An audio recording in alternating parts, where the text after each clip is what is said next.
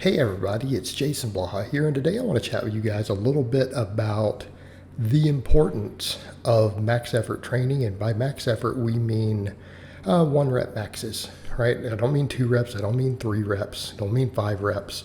Those are not max effort. Max effort means we are going for a heavy single, with a weight that we probably couldn't get for more than about 1 rep. In some cases, a training max will do a weight that we could do for 2. And it's all deadlifts in the background. Myself, some of my clients, because a deadlift's my favorite lift. So it's the one I'm choosing to use for this video. And it's just badass. So the thing is, when we're talking about getting strong, I don't care what training system you use, what protocol, what programming, what type of periodization. I actually really do, but I'm just saying that. But you have to include max effort work, right? There is no better tool for actualizing your strength potential. You'll get people who say, but that's not necessarily how you build your strength potential. And I fully agree with that. But you guys will notice I'm doing a bunch of rep work on different variations of the deadlift also in this mix.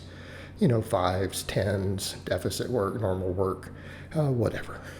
But that's how you actually build your strength base though. So we need to understand that, because I'm not saying all you need to do is maxing. In fact, I don't think more than about 10% at the most of your training should be geared towards heavy singles, right? And I believe in maxing even for people whose goals are hypertrophy.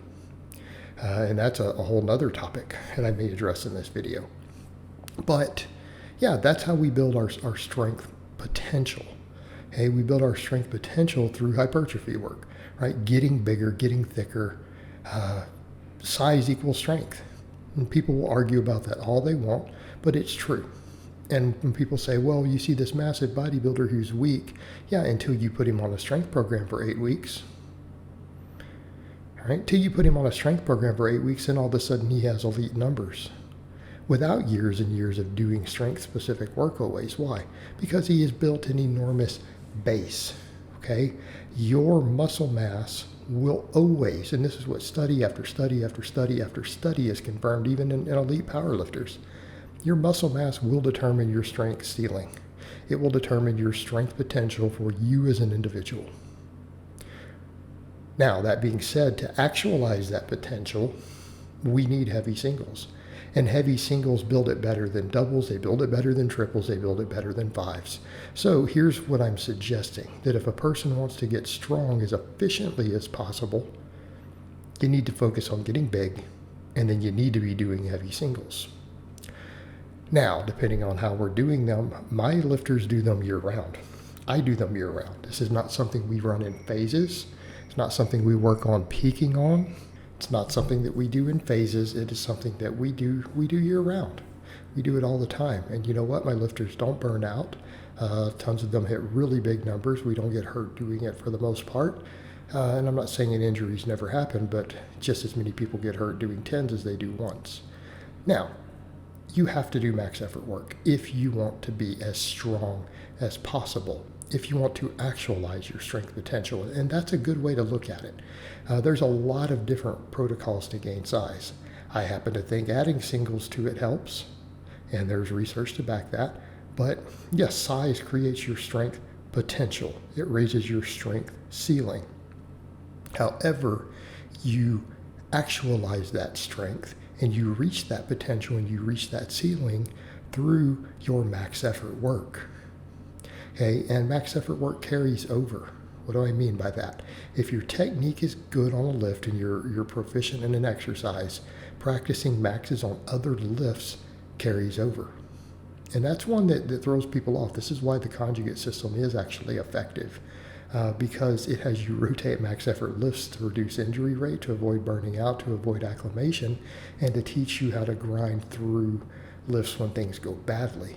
Because that is what we're looking for, right? Intramuscular coordination, neural drive, all of that happens as a result of doing heavy singles, right? Lifting maximally, straining against a heavy load for 1 rep. And it doesn't even always have to be a true max, it just needs to strain. You need to be above 90%. So if your true all-out max is 500, you need to be above 450, okay? That makes it easy to explain, right?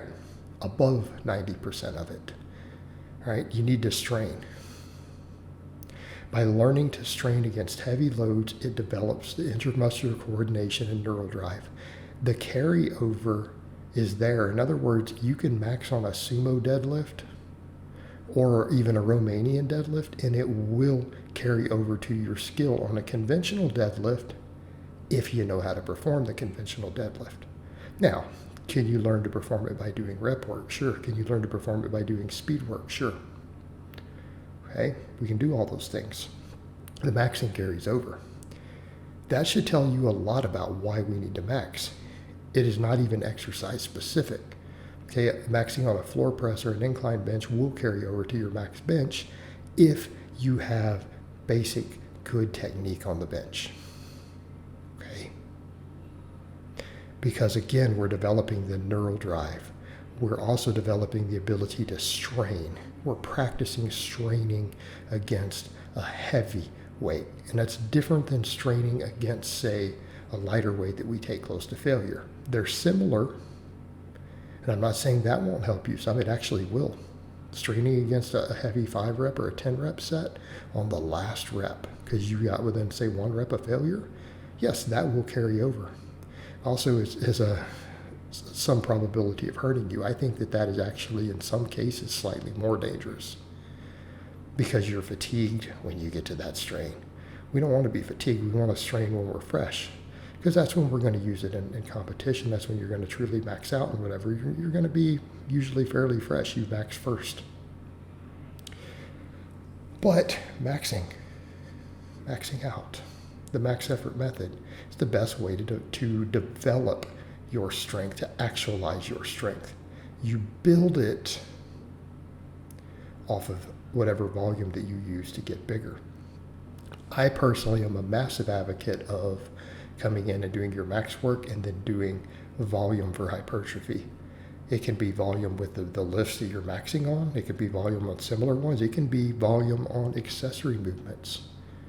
You know what? Coming in and building your triceps up with sets of 10 or 15 will contribute to your bench. Building your hamstrings or your erectors with sets of 10 or 15 or 20 will carry over to your max deadlift. Yeah, because it's hypertrophy. Now, the more of that hypertrophy that's myofibular, the better you're going to be. So there should be some bias towards heavier weight, but here's the beauty of it. When you look at the data we have on post-activation potential, you recruit the highest threshold muscle fibers and get a better potential ratio of myofibular growth if you do a heavy single before your rep work. So when you think of it from that perspective, we're getting more solid gains. We're getting hypertrophy of the type that is oftentimes more desirable for force production. Also more desirable for density and what a lot of bodybuilders and people refer to as muscle maturity. A lot of that comes from the years of heavy work. Okay, it's almost a cheat code to achieve that, to do heavy singles and then do your volume. All right, guys, but that's really all I have to say today. I hope it's been informative, and I'll talk to you guys next time.